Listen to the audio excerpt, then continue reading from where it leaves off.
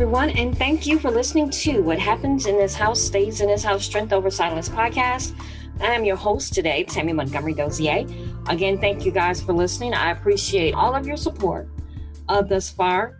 Doing a podcast was never my intent in my life. Never thought about doing one until this pandemic occurred because I was stuck in a house. I was let go of my position because they had closed down with the assumption that I was going to be going back. And that never happened.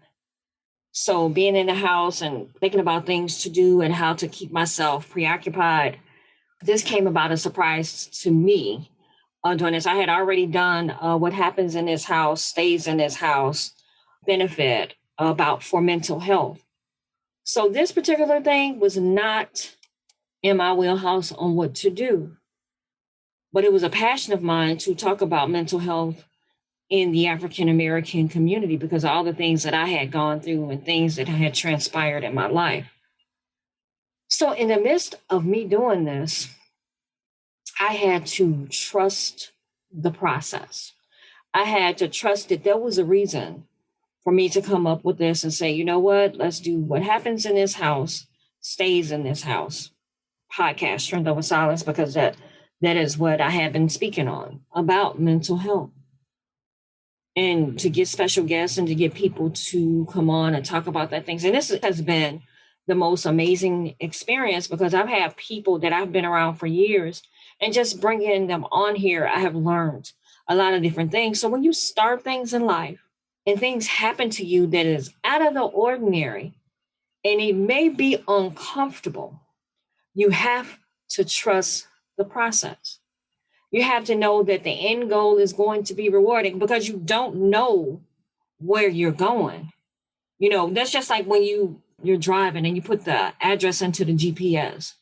You know that it's going to get you there, but you don't know how. And depending on which GPS service you use, one may get you there quicker and one may get you lost. But you know that eventually you're going to make it there and there's some sort of end goal. And so that is what I want to talk about. What is your end goal? What is it that you want? I know it gets frustrating because it appears that people are not supporting your dreams or not supporting your goals. But all it takes is for one person or something to just open it up. And you just never know what you have. So the thing is, don't give up and to trust the process. Trust that you are on the right path. And trust that sometimes that maybe, okay, you know what? I might need to tweak this. I might need to do that. But know that there is an end goal. If you work hard at whatever it is that you're trying to do with your life, there is an end goal. You might not start off doing what you anticipated. However, there is an end goal. There is a destiny. This is a journey. So you will eventually get to where it is you need to get to. Many people fail at different things when they first start at doing something, but it may lead to whatever it is that they're supposed to be doing with their life. So that's all I want to talk about today is trusting whatever it is that's going on. It may seem like it's a struggle, and sometimes those struggles are the best things to just keep you motivated, and just keep going. You're like, I don't know what's going to happen, but I know something's going to happen. Like I said, this was never my intent to be speaking to you all on this platform. My goal was to just continue, do benefits and speak to people in person all the time. And this came up and I was like, well, I can share my voice with other people. And at first it was just going to be about mental health all the time. And then it ended up becoming something else. And then it just started evolving into different things. Now I could just say, well, you know what? I want to keep this like this and nothing else. But as things come to you, things change for you to make things better. And so therefore, you have to trust whatever it is that's going on in your mind, whatever it is that people don't understand, and whatever it is that you may not understand. You have to trust to keep on moving and to keep on going. So I want you to listen to this young man. His name is Trent Shelton, and he's going to talk about trusting the process.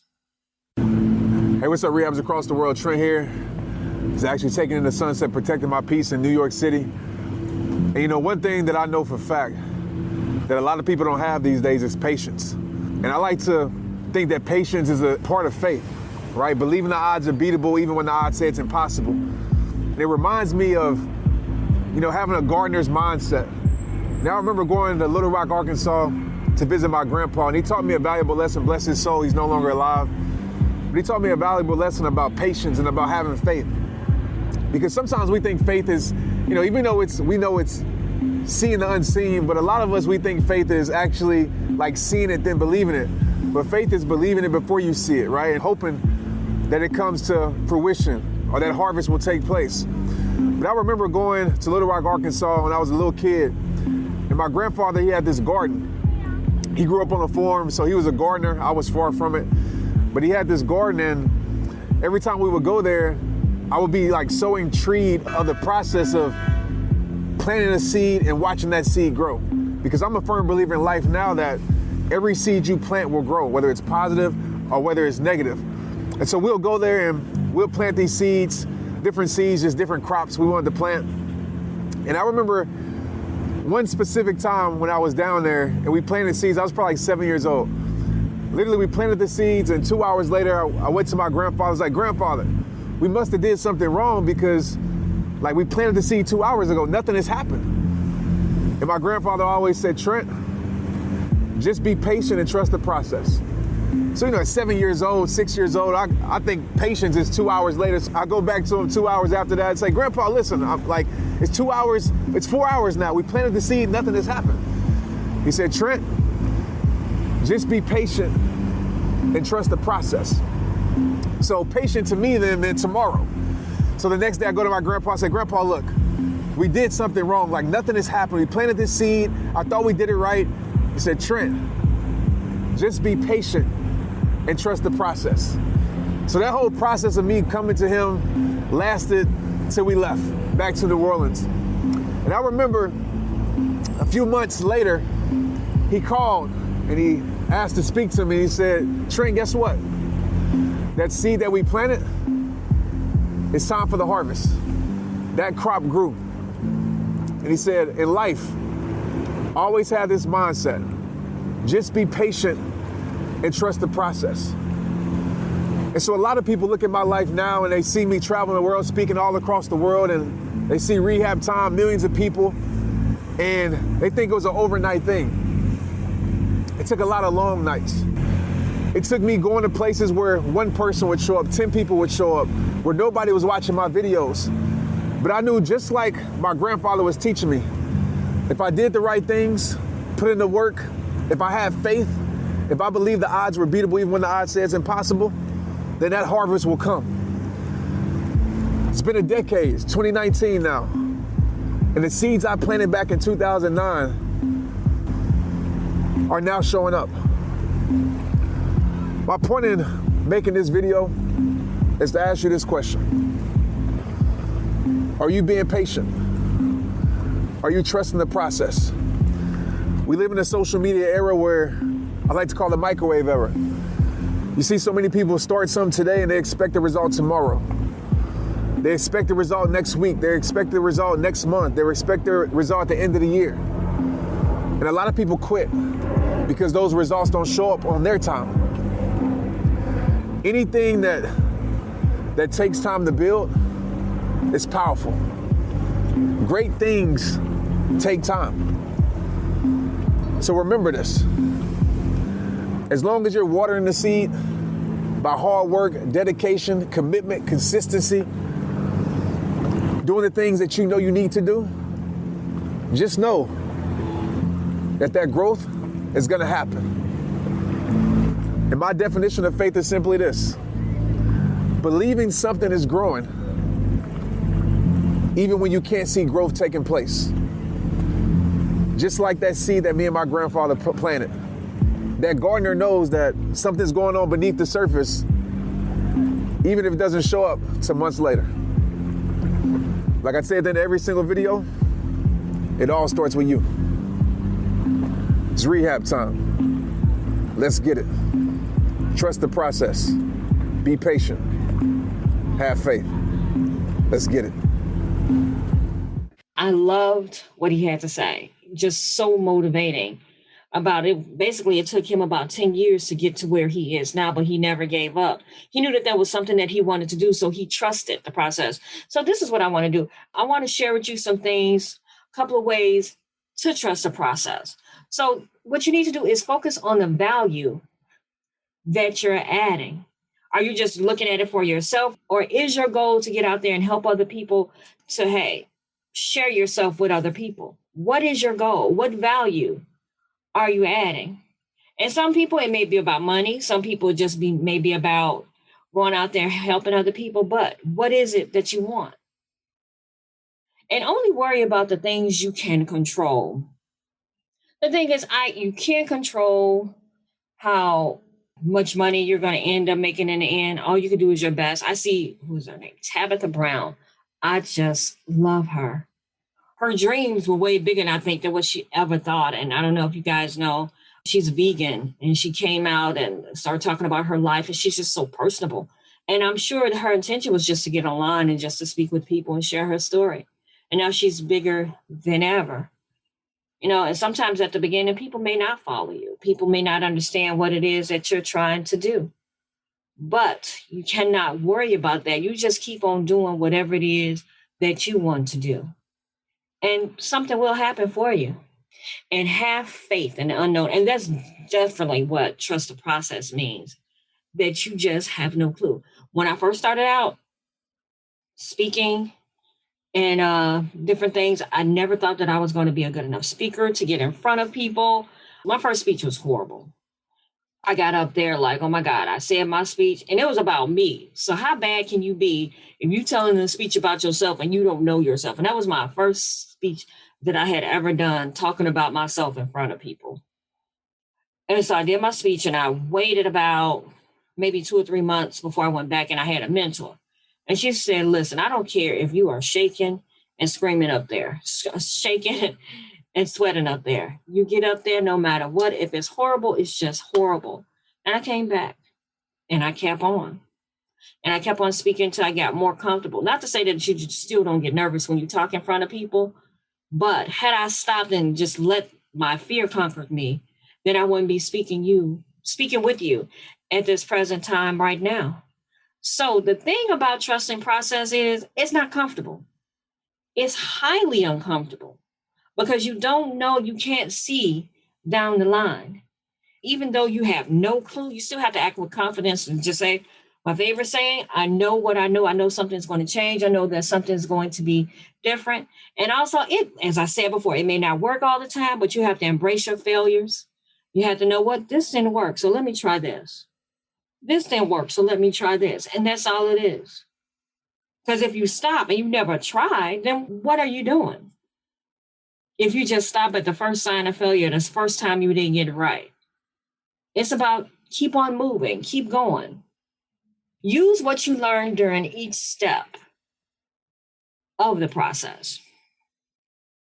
So, say for instance, if you write a book or something and it just didn't go as well as you thought it was, or maybe you didn't market it well, use that experience to get it right another time. I know for me, my first book that I wrote, From Fads to Freedom, it didn't go well as far as sales go because I didn't promote it as much as I should. I just thought that, okay, well, I wrote a book now, come and get it. And I had to learn that with my second book, and I promoted it, way more and different things like that. So you use what you learn. And then my first book, actually, I wrote about some things in my life. From Fads to Freedom means false allegiance to destructive stuff. And I talked about, it's like a self-help book. It's to help you get through some things in your life. But however, that book and just doing that gave me the power. It gave me the strength to go ahead and write my second book to talk about those things that I was unable to share in my first book. I wasn't ready. Let me tell y'all this story. So I was at a meeting in Milwaukee at one of our chapters. And I was talking about my life and the things I had went through and the gastric bypass surgery and all those different things. And a girl came up to me. She said, well, you're just talking about that right now. She said, but soon you're going to be talking about some more things that happened in your life. And I'm like, this lady does not know me. I don't know what she's talking about. So let's fast forward about maybe 6 to 8 months later. I had an epiphany. I had a breakdown. I had all these things that happened to me because I had not dealt with the things in my past. However, I wrote those things in the first book, but it still gave me something to say that I still had a voice and I could put it in my second book and expose those things that I didn't like about myself and I didn't like what other people had done to me. And I trusted the process. That was one of the hardest things that I had to write about. I trusted the process. I trusted that if I put myself out there, some people are going to like it and some people may not. But what it did, in me sharing whatever happened to me, it put me out there for other people to say, you know what, this same thing happened to me. And it put it out there where other people were able to talk to their family members about different things. So as I said, the process is uncomfortable. But in the end, you have to trust it and know that there is something in you that you need to share, something in you that you need to do. And that in the end, as uncomfortable that it may be, that it will work itself out. Another thing in trusting the process is gratitude and being thankful. I love to read, and I especially love to read about different people, triumph stories, lemons to lemonade type of stories.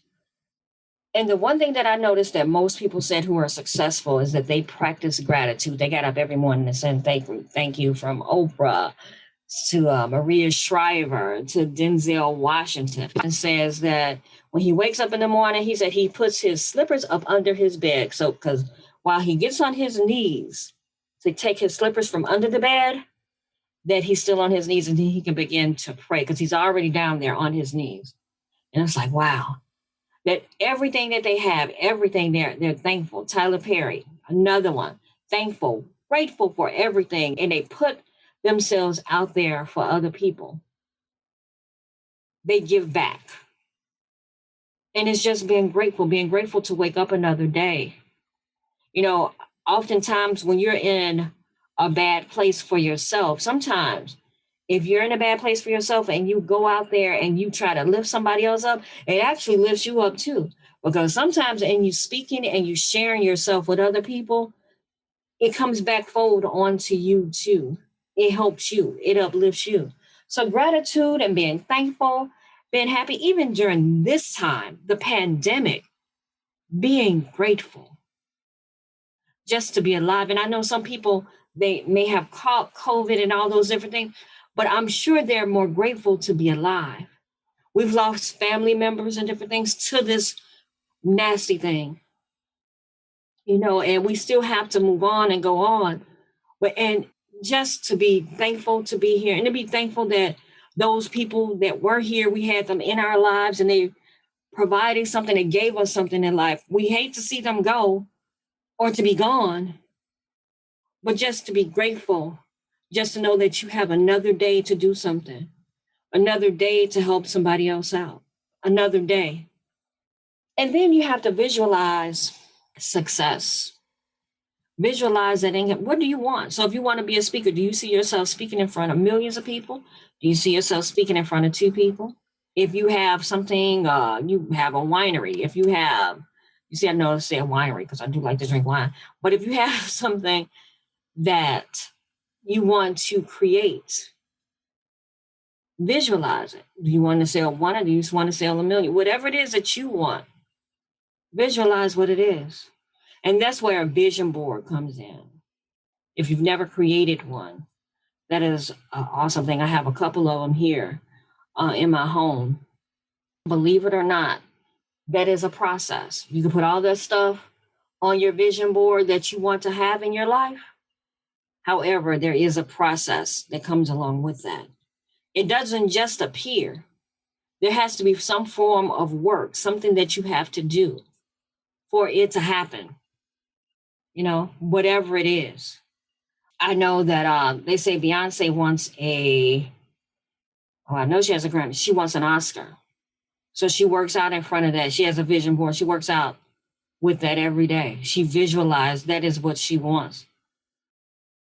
So what do you visualize that you want in life? As they say, write the vision, make it plain. What do you visualize? What do you see yourself doing? And whatever it is, you got to trust the process. And ignore those people in your life that tell you that you can't do it. Ignore the naysayers.